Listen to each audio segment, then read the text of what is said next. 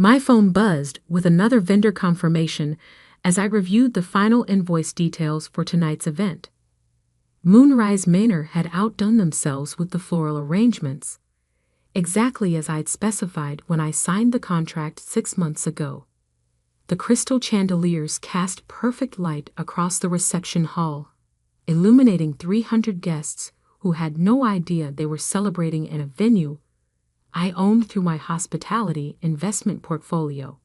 I'm Catherine Morrison, though most people here still think of me as little Katie, who used to follow her older siblings around. At 31, I spent the last 12 years building Morrison Hospitality Group from a single restaurant investment into a network of premium venues across 3 states. But tonight, I wasn't here as a CEO. I was here as family, watching my cousin Derek marry his college sweetheart in what everyone assumed was just another expensive wedding venue. The irony wasn't lost on me. When Derek had called 8 months ago, panicked because his original venue had double booked, I'd quietly arranged for Moonrise Manor to have a last-minute cancellation. The booking fee alone could have covered a luxury car, but family was family. Even family that had spent years treating me like I was still the awkward teenager who chose business school over sorority life. Julia approached my table near the back, her champagne flute already half empty despite the reception starting only an hour ago. At 35, she perfected the art of looking elegant while radiating disapproval. Tonight's target seemed to be my choice to sit quietly, rather than mingle with her circle of pharmaceutical sales executives. "Katie," she said, settling into the chair beside me without invitation. "You look nice." The pause said everything. My simple black cocktail dress, understated jewelry, and practical heels clearly didn't meet her standards for a family celebration. Julia had always believed that success was measured by how much you spent on looking successful, a philosophy that worked well for someone married to a surgeon, but less well for building actual wealth. "Thank you," I replied, checking my phone as another message came in from my property manager. 3 more venue bookings for next month, including 2 corporate events that would bring in serious revenue. The ceremony was beautiful. Derek looked happy. "Yes, well, happiness doesn't pay the bills," Julia said, swirling her champagne. "Speaking of which, I heard you finally moved out of that apartment complex downtown. Aunt Margaret said you bought something in the suburbs." I smiled slightly. The something in the suburbs was a custom-built home on 15 acres. But I'd learned long ago that explaining my actual financial situation to Julia only led to accusations of showing off or lying. Better to let family assume what they wanted to assume. "Something like that," I said. The band finished their current song, and Derek's new father-in-law approached the microphone to give a toast. Robert Chen had made his fortune in tech startups, and his speech was polished, warm, and mercifully brief. As applause filled the room, I noticed Julia checking her phone, probably coordinating with our mother about something. Mom had been unusually quiet tonight, which typically meant she was planning something. At 62, Patricia Morrison still treated family gatherings like military campaigns, complete with strategic seating arrangements and carefully timed conversations designed to achieve maximum emotional impact. Tonight's campaign seemed focused on what she called Katie's situation. My situation in their minds was that I was 31, unmarried, and working in restaurants. They knew I'd started with a small investment in a local bistro, but the details of how that had grown into a multi-million-dollar hospitality empire remained conveniently overlooked. When you don't fit into family expectations, people tend to see only what confirms their existing beliefs. "Katie," my brother Michael appeared at our table, looking uncomfortable in his rented tuxedo. At 28, he'd followed the approved family path. Law school, corporate job, marriage to another lawyer, house in the right neighborhood. Mom wants to talk to you after the cake cutting. Julia's eyes lit up with anticipation. Whatever Mom had planned, my siblings were clearly in on it. I'd seen this dynamic before, usually at holidays when someone had decided it was time for another intervention about my life choices. Of course, I said calmly, looking forward to it. Michael hesitated, probably expecting more resistance. It's just that we're all worried about you.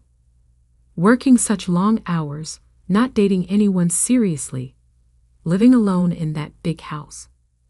So they did know about the house. Interesting.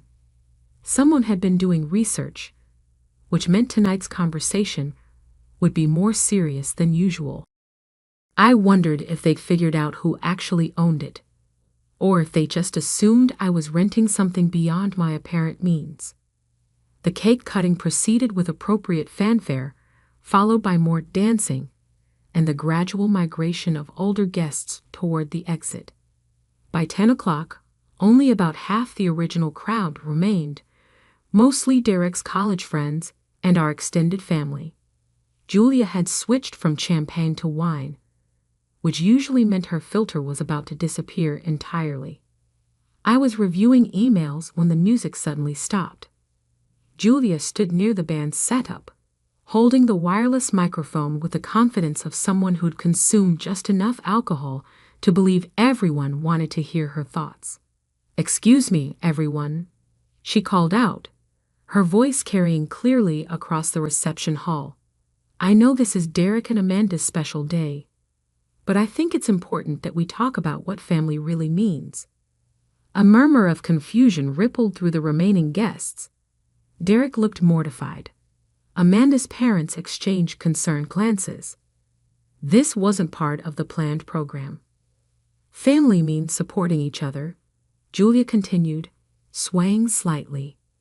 "Family means being honest about our shortcomings. And sometimes, family means acknowledging that some people here don't deserve to celebrate with real family." She was looking directly at me. Some people who've forgotten where they come from, who think they're better than everyone else because they bought a big house they can't actually afford, who sit in the back row like they don't belong here. The temperature in the room seemed to drop 10 degrees. Conversations died. Even the catering staff stopped moving. 200 people were now staring at me, waiting to see how I'd respond to being publicly humiliated at my cousin's wedding. I stood slowly, smoothing my dress, and walked calmly toward the back of the room. Not toward Julia, not toward the microphone, but toward the service area where I could make a phone call in relative privacy. My hands remained steady as I scrolled through my contacts, finding the number I needed. "Robert," I said when he answered on the second ring. "Sorry to bother you so late, but could you come to Moonrise Manor? There's a situation with one of the guests that requires the owner's attention." "On my way, boss," Robert Martinez replied. He'd been managing Moonrise Manor for 3 years, ever since I'd acquired the property and renovated it into the area's premier wedding venue. "Everything okay? Just need you to clarify some things for the guests. 5 minutes?" 3 minutes. I was in the office reviewing tomorrow's setup. I ended the call and returned to my table, where Julia was now explaining to the crowd how disappointed our parents were in my life choices, how I'd wasted my education, how I was embarrassing the family name, how my selfish decisions affected everyone who cared about me. Mom had joined her near the microphone, nodding along with appropriate maternal concern. Michael stood nearby, ready to provide backup support. Even some of our cousins were nodding, probably thinking about their own successful careers and stable relationships. 3 minutes later, Robert entered through the main doors, his suit impeccable despite the late hour. He surveyed the scene quickly, taking in Julia's impromptu speech and the awkward audience, then walked directly to me. "Ms. Morrison," he said, his voice carrying clearly across the now silent room. "I got here as quickly as I could. How can I help?" The effect was immediate and total. Every conversation stopped. Julia's voice trailed off mid-sentence. The microphone slipped slightly in her hand as she processed what she just heard. "Thank you for coming, Robert," I said, standing to greet him. "I was hoping you could clarify something for our guests about the venue policies." "Of course, boss. What do you need?" That second "boss" hit the room like a physical force. Julia's face went from flushed to pale in approximately 3 seconds. Mom's expression shifted from concern to confused to something approaching horror as the implications became clear. "Actually," I said, looking around at my family's stunned faces, "I think the clarification can wait. Why don't you go ahead and prepare tomorrow's sap? I'll handle things here." Robert nodded professionally.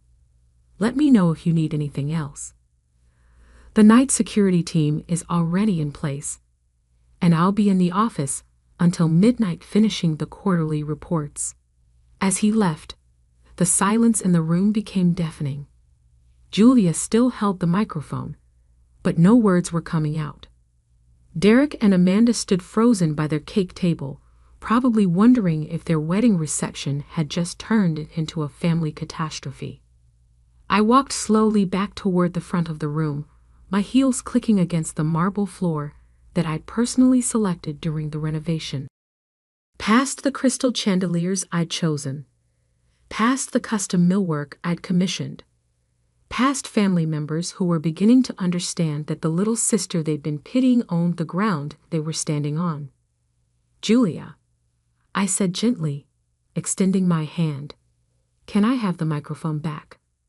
She handed it over wordlessly, her eyes wide with something between shock and mortification. I looked out at the crowd, taking in the faces of relatives who'd spent years assuming I was struggling, friends who'd heard Julia's speech, and were now recalculating everything they thought they knew about family dynamics. "I want to thank everyone for celebrating Derek and Amanda's wedding with us tonight," I began, my voice calm and warm. "Moonrise Manor has hosted hundreds of celebrations over the past 3 years, but tonight was especially meaningful because it was family." I paused, letting that sink in. Family gatherings are interesting things. They remind us where we came from, who shaped us, and sometimes they show us how far we've traveled from those beginnings. Tonight, my sister shared some concerns about my life choices, and I appreciate her honesty. Julia was now staring at her feet, probably calculating how much damage control would be needed. She's right that I did buy a house I can't afford. The mortgage payment is 0 because I paid cash. She's also right that I work long hours in restaurants. When you own 15 of them across 3 states, the hours can be challenging. The murmur that went through the crowd was audible now. Math was being recalculated. Assumptions were crumbling. But most importantly, she's right about family. Family does mean supporting each other, being honest about our shortcomings, and acknowledging when we've made mistakes. I looked directly at Julia, who was now visibly shaking. The mistake here isn't that someone doesn't deserve to celebrate with family. The mistake is that family members can spend years making assumptions about each other without ever asking the right questions. I handed the microphone back to the band leader and returned to my table.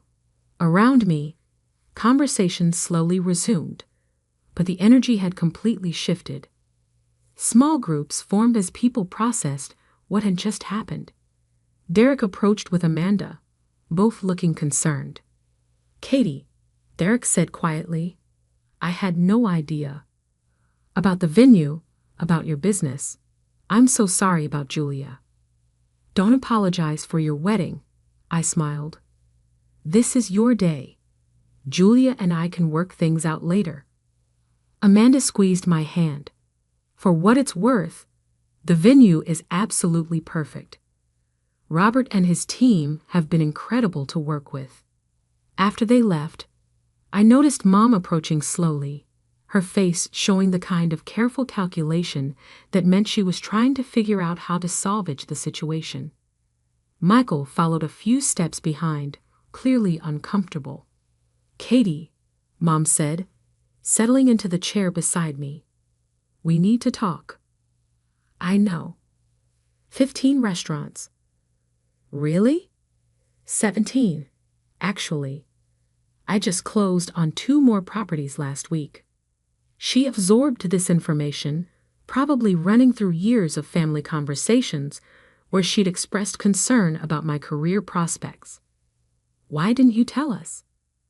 I considered several responses, all of them true, because you never asked, because you'd already decided what my life looked like, because every time I tried to share good news, someone changed the subject to when I was getting married. Because I learned early that success makes some people uncomfortable, I said instead, it was easier to let you assume what you wanted to assume. Michael finally joined us, looking like he wanted to disappear entirely. I called the office this week, he said quietly, to check on some real estate investments. Morrison Hospitality Group came up in the search. I know. My assistant mentioned that someone with our last name had been asking questions. Your assistant said you were in Europe, finalizing acquisition deals. London and Paris, 2 boutique hotels that came on the market. I got back yesterday. The weight of their assumptions was becoming clear. While they'd been worrying about my financial stability, I'd been building an international portfolio. While they'd been planning interventions about my life choices, I'd been making decisions that affected hundreds of employees across multiple countries. Katie, Mom said carefully, I think we owe you an apology. You don't owe me anything, but you might want to think about how you talk to people before understanding their situations. Julia appeared at our table, having apparently worked up the courage to face the aftermath of her speech. Her earlier confidence had been replaced by something approaching devastation. Katie, I don't know what to say. You don't need to say anything tonight. This is Derek's wedding. Let's focus on that. But I humiliated you in front of everyone. You humiliated yourself, Julia. I'm fine. She sat down heavily, probably realizing that her public critique of my life had backfired spectacularly. The sister she'd been pitying was now revealed as the most successful person in the room, and everyone had witnessed the reversal. How long have you owned this place? 3 years. I bought it when the previous owners were struggling with debt. Robert's been managing it since then. And you arranged for Derek to book it? I may have influenced the availability. The reception was winding down now, with most guests having departed during the family drama. Derek and Amanda were saying goodbye to the remaining relatives, probably eager to escape to their honeymoon and leave the Morrison family dysfunction behind. As the evening ended, I found myself standing alone in the empty reception hall, watching the catering staff clean up under Robert's supervision. The crystal chandeliers still cast perfect light, the flowers still looked stunning, and the marble floor still gleamed. But the atmosphere had completely changed. My phone buzzed with a text from Derek. Thank you for everything. Tonight, the venue, and for handling Julia with more class than she deserved. Another message came in from my attorney, confirming that tomorrow's hotel acquisition in Chicago had been approved. $25 million for a boutique property that would anchor our Midwest expansion. The kind of deal that happened while family members were assuming I was struggling to pay rent. Robert approached as the last of the catering equipment was loaded onto trucks. Everything secure for the night, boss. Tomorrow's wedding setup starts at 8. Thanks, Robert. Any issues with tonight's guests? He smiled diplomatically. Nothing we haven't handled before. Family dynamics can be complicated. That's one way to put it. As I drove home through the quiet streets, I thought about Julia's words. Some people don't deserve to celebrate with real family. She'd been right, in a way. Some people don't deserve certain things, but not because of their financial status or life choices, because of how they treat others when they think they have power over them. The next morning brought a stack of messages from various family members. Apologies, explanations, requests for coffee meetings to clear the air. Julia had apparently spent the night calling relatives to explain her side of the story, which only made things worse as people realized how badly she'd misjudged the situation. Mom's message was the most direct. Can we please have lunch this week? I think we have a lot to discuss. I replied to her and ignored the others. Some conversations were worth having. Others were just damage control. 3 weeks later, I sat in Mom's kitchen drinking coffee and reviewing the final contracts for our Seattle expansion. She'd spent the time since the wedding asking careful questions about my business, clearly trying to understand how the daughter she'd been worried about had become more successful than anyone in the family. I keep thinking about that night, she said, refilling my cup. How wrong we were about everything. You weren't wrong about everything, just about some important things. Julia's been struggling since then. The pharmaceutical company laid off half their sales team last month. I'd heard. Julia's husband was also facing potential malpractice issues related to a patient care incident. The perfect life she'd been projecting was apparently less perfect than anyone realized. I'm sorry to hear that. She wants to apologize properly, face to face. She can call me when she's ready. 6 months after Derek's wedding, Julia finally made that call. We met at one of my restaurants, a farm-to-table place in the arts district that had become popular with young professionals. She looked older, less polished, more genuine than I'd seen her in years.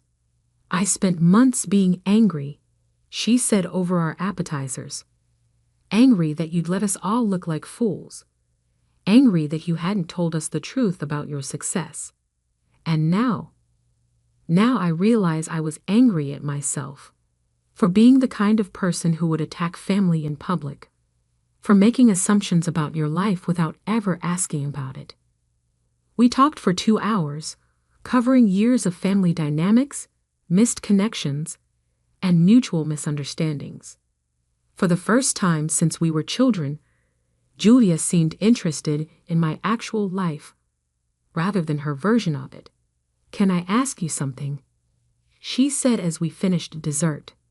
Of course. When you were building all this, the restaurants, the venues, the success, did you ever think about proving us wrong?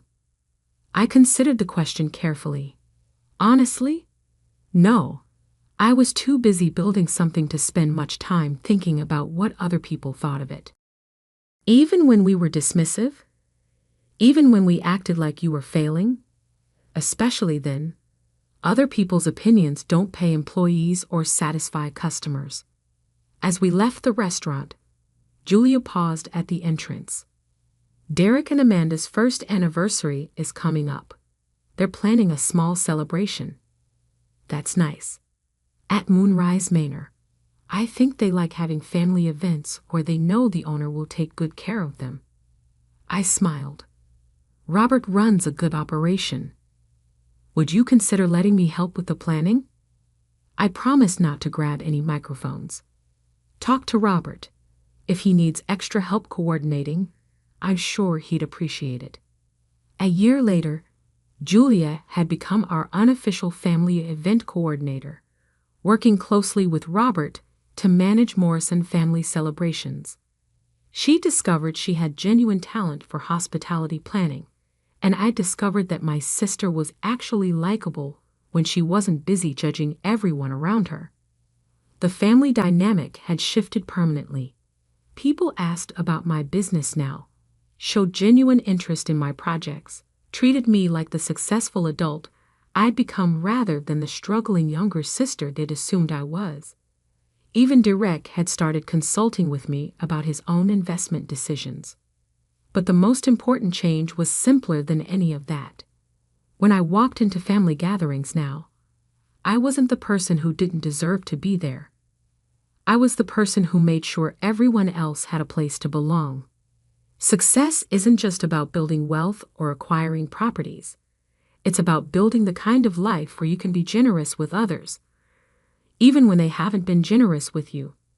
It's about having the confidence to remain calm when people attack you publicly, because you know who you are and what you've accomplished. And sometimes, it's about owning the venue where your family finally learns to see you clearly.